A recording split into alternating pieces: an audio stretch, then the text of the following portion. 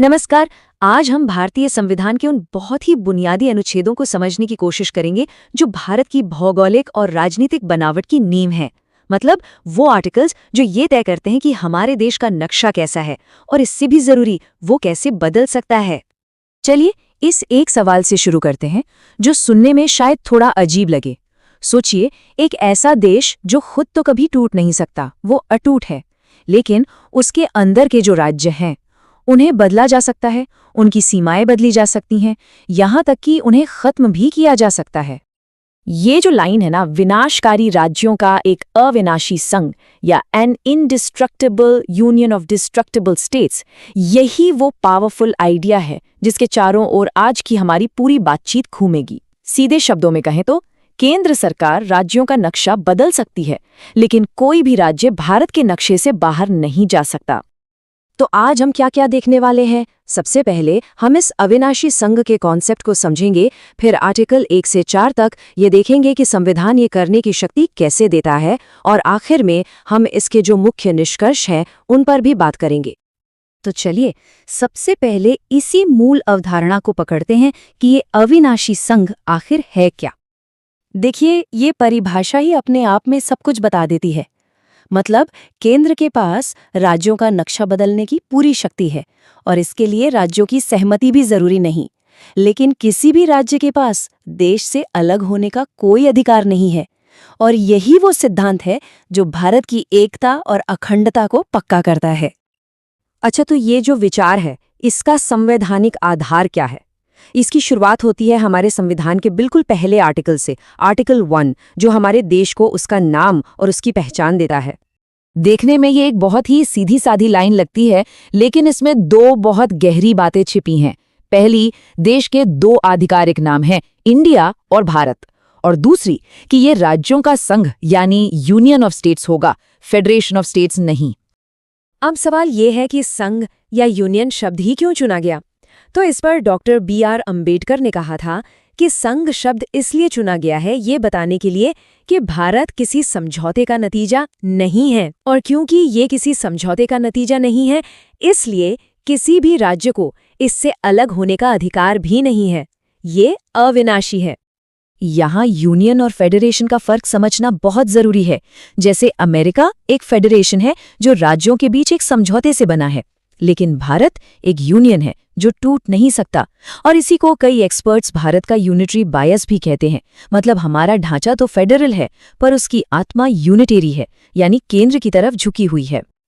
ठीक है, तो अगर राज्य विनाशकारी या डिस्ट्रक्टिबल हैं तो उन्हें बदलने का अधिकार आखिर है किसके पास? जवाब है हमारी संसद।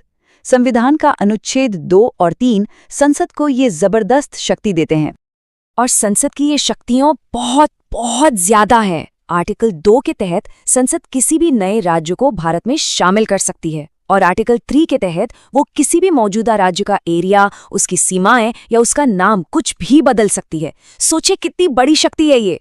और हाँ, ये सिर्फ किताबों की बातें नहीं हैं। इस शक्ति का इस्तेमाल असल में कई बार हुआ है। हाल के कुछ उदाहरण देखें तो 2014 में तेलंगाना का बनना या साल 2000 में उत्तराखंड और झारखंड का गठन, ये सब इसी आर्टिकल 3 के तहत ही हुआ था। अच्छा, शक्ति तो समझ आ गई, लेकिन संसद इन शक्तियों का इस्तेमाल करती कैसे है? इसका प्रोसेस क्या है? और आपको जानकर हैरानी होगी कि इतनी बड़ी शक्ति को इस्तेमाल करने का जो प्रोसेस है वो काफी सरल रखा गया है। तो देखिए, प्रोसेस के 3 मेन स्टेप्स हैं। सबसे पहले प्रेसिडेंट की सिफारिश पर संसद में एक बिल पेश किया जाता है। फिर उस बिल को राय जानने के लिए उस राज्य को भेजा जाता है जिस पर असर पड़ने वाला है, और आखिर में संसद उसे एक साधारण बहुमत यानी सिंपल मेजॉरिटी से पास कर देती है। लेकिन यहाँ एक बहुत ही जरूरी सवाल उठता है। मान लीजिए बिल राज्य के पास गया और राज्य विधानमंडल ने कह दिया कि नहीं, हमें ये बदलाव मंजूर नहीं है, तब क्या होगा? और इसका जवाब हमें वापस उसी यूनिटरी बायस पर ले आता है। राज्य की जो राय है वो सिर्फ एक सलाह है, वो बाध्यकारी नहीं है, मतलब बाइंडिंग नहीं है। संसद उसे मानने या न मानने के लिए पूरी तरह से आजाद है। अंतिम फैसला हमेशा केंद्र का ही होता है। अब हम आते हैं इस पूरी पहेली के आखिरी लेकिन बहुत ही महत्वपूर्ण हिस्से पर, आर्टिकल 4। ये वो आर्टिकल है जो बताता है कि इतने बड़े बदलाव आखिर इतनी आसानी से क्यों हो जाते हैं। आर्टिकल 4 एक बहुत ही सीधी और साफ बात कहता है, वो ये कि आर्टिकल 2 और 3 के तहत किसी राज्य की सीमाएं या नाम बदलने के लिए जो भी कानून बनाया जाएगा उसे संविधान का संशोधन यानी कॉन्स्टिट्यूशनल अमेंडमेंट नहीं माना जाएगा। इसका सीधा असर क्या होता है? असर ये होता है कि इन बदलावों के लिए आर्टिकल 368 वाली स्पेशल मेजॉरिटी की जरूरत ही नहीं पड़ती। इन्हें एक ऑर्डिनरी लॉ की तरह सिंपल मेजॉरिटी से ही पास किया जा सकता है, और यही वो वजह है जो इस पूरी प्रक्रिया को इतना तेज और सरल बना देती है। तो चलिए, अब तक हमने जो कुछ भी समझा उसे जल्दी से समराइज कर लेते हैं। इसके की टेकअवेज क्या है और ये सब जानना जरूरी क्यों है? इन चारों आर्टिकल्स को याद रखने का एक बहुत ही आसान तरीका है। आर्टिकल 1 देश का नाम और क्षेत्र बताता है, आर्टिकल 2 नया राज्य जोड़ता है, आर्टिकल 3 मौजूदा राज्य को बदलता है, और आर्टिकल 4 ये कहता है कि ये कोई संशोधन नहीं है। सिंपल।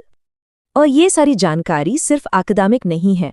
सिविल सर्विसेज जैसी परीक्षाओं में इन विषयों से सीधे सीधे सवाल पूछे जाते हैं, चाहे वो देश के आधिकारिक नाम के बारे में हो, या नए राज्य बनाने की संसद की शक्ति के बारे में, या फिर इस पूरी प्रक्रिया के बारे में। तो आखिर में हम ये कह सकते हैं कि हमारा ये अनोखा संवैधानिक ढांचा भारत को वक्त के साथ ढलने का लचीलापन देता है, लेकिन ये एक बड़ा सवाल भी खड़ा करता है कि प्रशासनिक जरूरत और राज्यों के अधिकारों पर केंद्रीय नियंत्रण के बीच की जो महीन रेखा है वो आखिर कहाँ खींची जानी चाहिए। ये एक ऐसी बहस है जो आज भी उतनी ही प्रासंगिक है।